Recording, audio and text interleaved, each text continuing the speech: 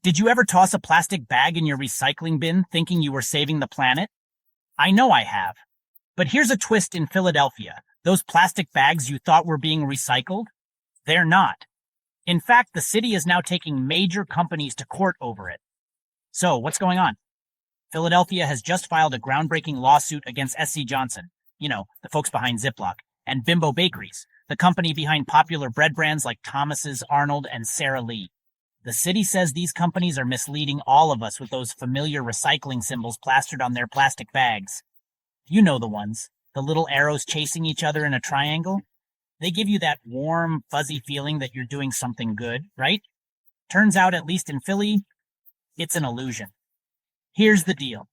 Philadelphia doesn't recycle film plastic, meaning all those soft plastic bags. Why? Because they're a nightmare for recycling facilities. They mess up the sorting machines, slow everything down, and even put workers at risk. So instead of being recycled, these bags have to be fished out by hand, dumped in landfills, burned, or worse, end up as litter on the streets. But it gets even trickier.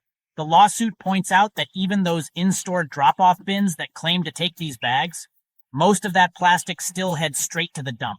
There's no end market for recycled plastic bags.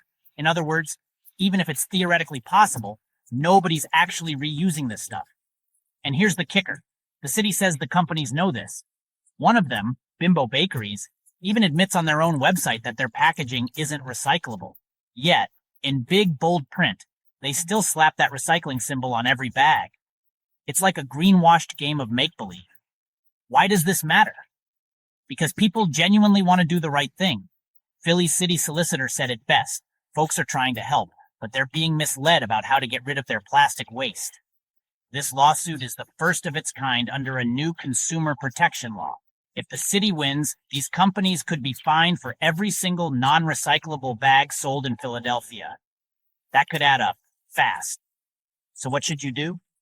First, check your local recycling rules. Don't assume every symbol means what you think it means. And if you care about this stuff, let companies know you want real solution, not just hollow symbols. Philly's fight isn't just about plastic bags. It's about truth in labeling, corporate responsibility, and giving consumers the power to actually make a difference. Because when it comes to recycling, a symbol shouldn't be just a feel-good sticker. It should mean something real. Thanks for watching, and if you're passionate about the planet, hit subscribe for more stories that get behind the headlines.